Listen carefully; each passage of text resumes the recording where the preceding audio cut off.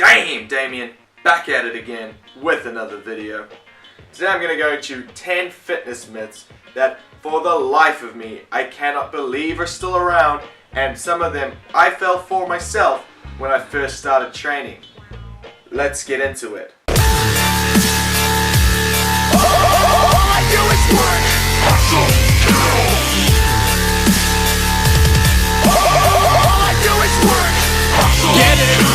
There's so much information on the internet about fitness that it's super easy to get led astray.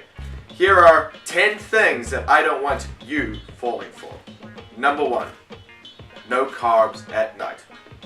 Sorry to break it to you, but your body really doesn't have that much of an idea when food is going into it, whether it's in the morning, at night. The reason this continues to be a thing people believe in is because, sure, if you implement it into your life, you're probably going to see results. But it's not because you're not eating carbs at night. The fact of the matter is, if you remove carbs at the end of your day, what you normally are doing is reducing the amount of calories you have during the day. If you reduce the amount of calories you take in during the day, you're going to lose weight. Simple as that. It has nothing to do with at what time you're eating what. That leads me on to my second fitness myth. You have to eat 6 meals a day, otherwise your metabolism is going to come to a dead stop. False. Again, it's all about calories in, calories out. If you find it's easier to break your meals off into small meals as to never be hungry, good for you. Go ahead, eat 6 meals.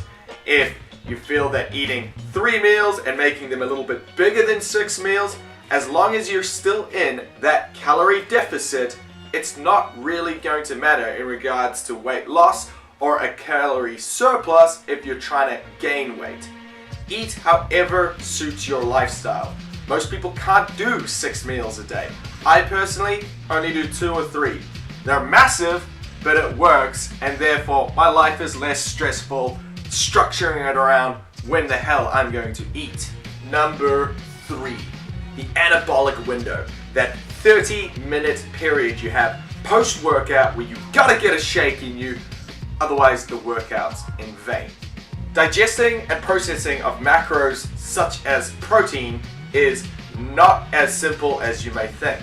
In fact, research shows that food before working out is more likely to be shuttled into the muscles during workout in order to help fuel your workout. But even this result is minimal. Again, look at your calories over the entire day, make sure you're eating enough to get whatever goal you want and structure it around that. Forget all this timing nonsense. Number 4.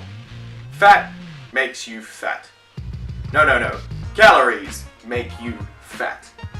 Fat is very important and has got a bit of a bad rep over the years.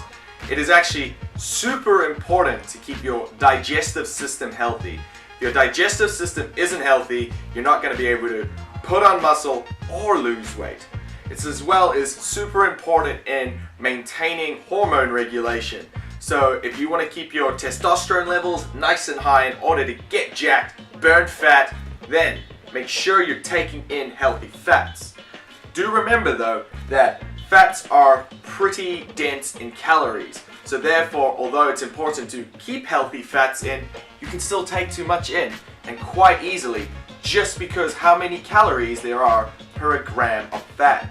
Number 5, you need heaps of protein.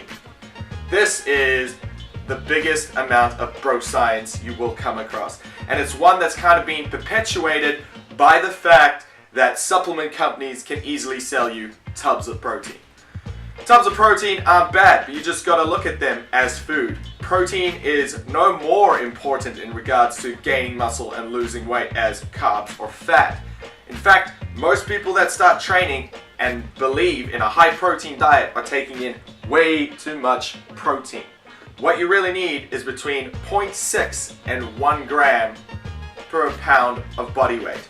That's not as much as a lot of places are going to lead you to believe. But research shows anything more than this and your body just breaks it down back into glycogen, which you might as well get from carbs, let's face it. Number 6.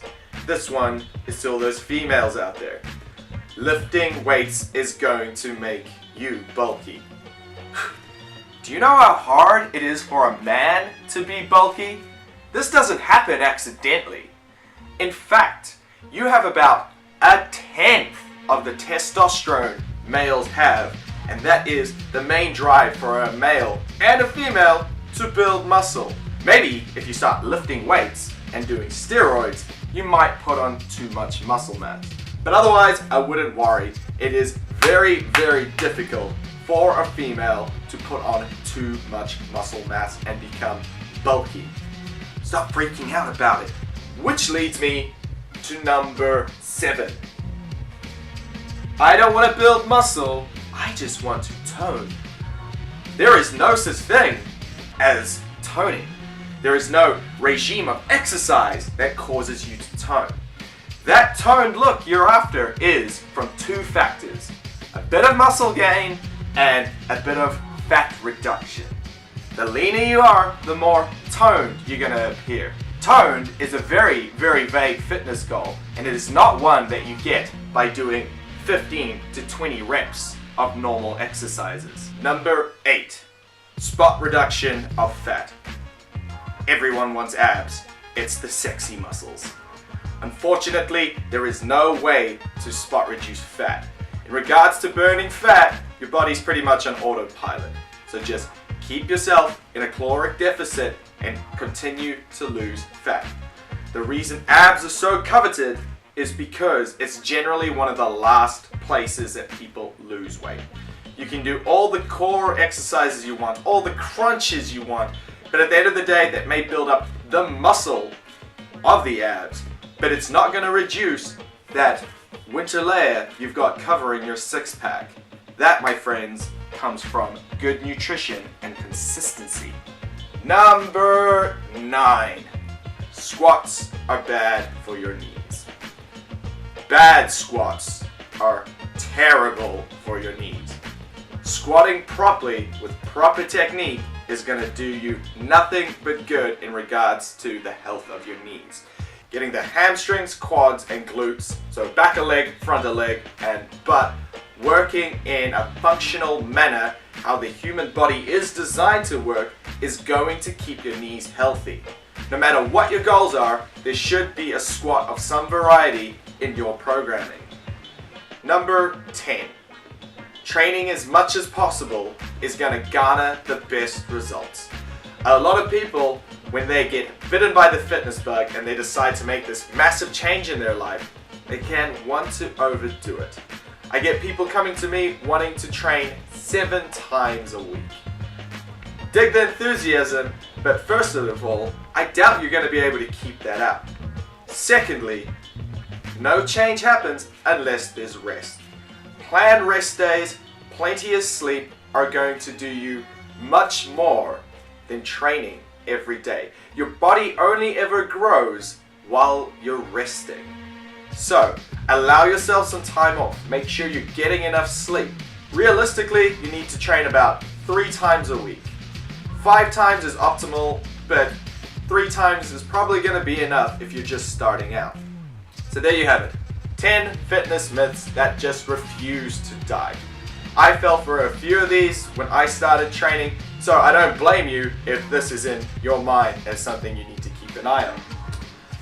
I hope you enjoyed this video. If you've got any other questions or any other things you may think are a myth that you'd like me to discuss in a future video, feel free to comment. Otherwise, like and subscribe and get your dope gear from SKWAD Apparel, www.squadapparel.com. Hope you guys are all having a great week. This is Damien Lifts, and I'm out.